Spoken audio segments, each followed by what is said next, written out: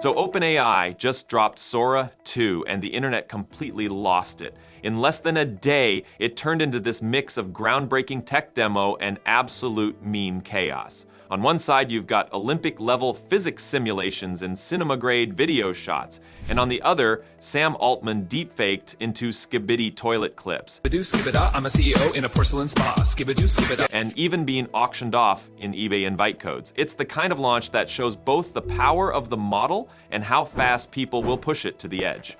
Let's start with what Sora 2 actually is. The first Sora model launched back in February of 2024. At the time, OpenAI described it as kind of like the GPT-1 moment for video. It was the point where video generation stopped looking like a broken experiment and started showing basic behaviors. Things like object permanence suddenly working just from scaling up training. Now, Sora 2 is more like the GPT 3.5 moment. It is not perfect, but it is a huge leap forward. We are talking Olympic-level gymnastics, backflips on paddleboards where buoyancy and rigidity are modeled correctly, and even triple axels on ice with a cat sitting on someone's head, and somehow the cat does not just glitch out.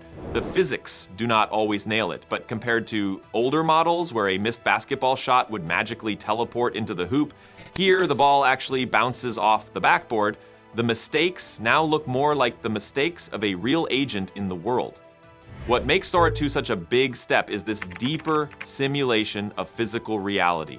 OpenAI says it is about training models that really understand the world, not just for entertainment, but for the long game of building systems that could one day operate in the physical world. Robots, world simulators, things like that. And in terms of style, it is cinematic, it is anime, it is realistic, it follows complex, multi-shot instructions, keeps track of world state, and now it even generates synchronized audio, dialogue, and sound effects that are freakishly good.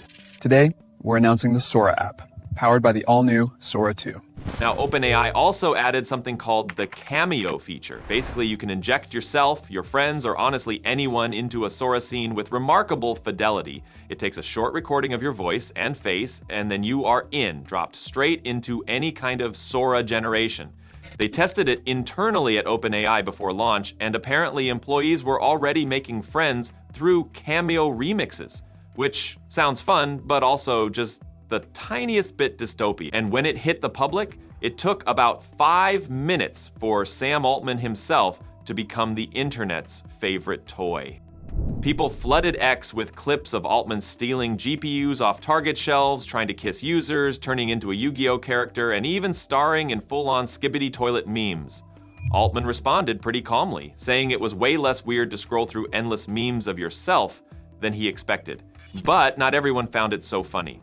Some people immediately raised the question, is this just normalizing deepfakes? Because if your likeness can be thrown into any narrative, even if it is silly, at what point does consent stop mattering? For celebrities and CEOs, maybe it is part of the job, but everyday users are going to get caught up in this too, and once a likeness spreads, there is no real taking it back. And the copyright side of this is even more explosive. Within hours of release, people were pumping out scenes straight from Cyberpunk 2077, Rick and Morty, Naruto, Disney movies, Studio Ghibli, you name it. OpenAI's policy is that copyrighted material is included by default unless rights holders opt out. That is a total reversal of how copyright usually works, and experts are already calling it a corporate license grab. Ruslan Volkov, an AI developer, flat out said if copyright flips from opt-in to opt-out, then copyright law basically stops existing. And others pointed out how impossible it is to fully opt out anyway. Pirate libraries scrape everything. If you have ever put something online, odds are it is already in someone's data set. So you have got memes of Altman, you have got full-blown anime remixes, you have got copyrighted franchises being recreated on demand, and of course, the internet immediately tested the NSFW boundaries. Within hours, there were Sora-generated sex toy commercials with glossy cinematography, toga parties labeled Sora Bacchanalia with wine pouring and doll-like nudity, and even sim-style sex scene overlays from well-known jailbreakers.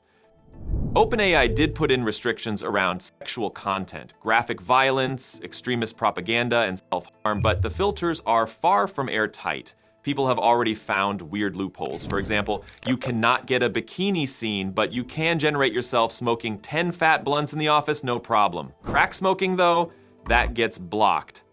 All right, now, we've been talking a lot about AI tools that save time, but most of them still leave you bouncing between apps, copying links, and fixing integrations. That's exactly what Rube by Composio, who are sponsoring today's video, was built to solve. Rube connects to over 500 apps and can perform more than 50,000 actions just from a plain English request. You ask, can you pull my emails from the last 24 hours, summarize the important ones, and mark the rest as spam? And it just does it.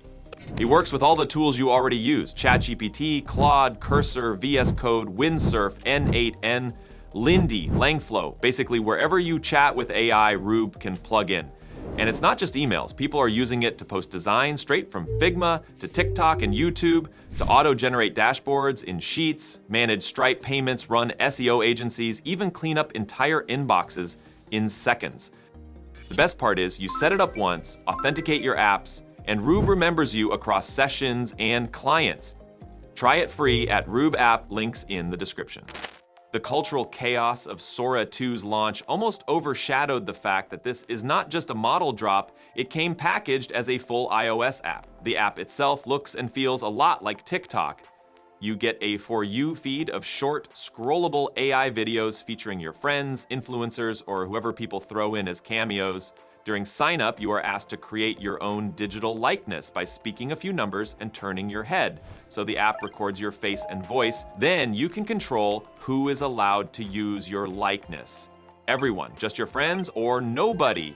And whenever someone generates a clip using you, even if it just sits in their drafts, you can see it on your account page. Wired tested it and found that most of the early viral clips were Altman. Again, him stealing GPUs, him pleading with security guards to let him keep them, even Altman walking into a South Park episode to chat with Eric Cartman. The voice synthesis and character recreation are scarily good, though sometimes buggy. You want answers? Fine, I'll give you answers. You want the truth? You can't handle the truth! In one clip, Cartman's whiny voice accidentally came out of Altman's mouth. The app has weird double standards too. It blocked videos of the reporter in a bikini, but had no issue with smoking blunts. It refused a clip of smoking crack, refused a dragon jump suicide attempt, and would not generate a Taylor Swift impersonator, but it happily made Pokemon videos with Pikachu and Bulbasaur. So yeah, Pokemon seems fair game, Taylor Swift not so much. Meanwhile, people are treating the invite system like gold. OpenAI limited access at first, with each new user getting 4 invite codes to share. By the next day, eBay had more than 20 completed sales of Sora codes, going anywhere from $10.99 up to just under $45. OpenAI immediately jumped in on their official Discord to warn people that selling codes is against the rules, and it also violates their terms of service. eBay technically does not allow the resale of unauthorized software keys either, but that did not stop people. And to put in perspective just how popular this launch was, within one day, Sora was already the number 3 free app on Apple's App Store, right behind ChatGPT and Google Gemini. Now, the internet being the internet, it did not take long for the weirder side of Sora to go viral. Mashable pointed out that some of the earliest hits included Sam Altman rapping from a toilet in full Skibbity reference mode, Altman dancing awkwardly, Altman stealing GPUs again, but this time supposedly generated by an OpenAI employee, and even AI Bob Ross painting a gorilla fighting 100 men. There was also a video poking fun at how people are eating up AI slop, which turned into clips of people literally sloppily eating through Sora. The uncanny valley energy is off the charts, but some of the outputs look scarily real at the same time. And this is really what OpenAI is pushing. They do not see Sora as a novelty anymore. The rollout made it clear synthetic media is a platform. Sora 2 is not a toy. It is a general-purpose video and audio engine with synced dialogue, rich soundscapes, and real shot-to-shot control, meant to feel like a new way to communicate. Altman even acknowledged the addiction risk and bullying concerns. There are parental controls, teen view limits, cameo permissions, and more human moderator. They say they are not optimizing for infinite scroll. The focus is creation over consumption, with a feed you can steer using natural language preferences. Big picture, they are aiming at world simulators and robotic agents, systems they think will reshape society. It is invite only to keep friend groups together. Android is coming. Rollout will go beyond the United States and Canada. An API is planned. And ChatGPT Pro users get a higher quality Sora 2 Pro online.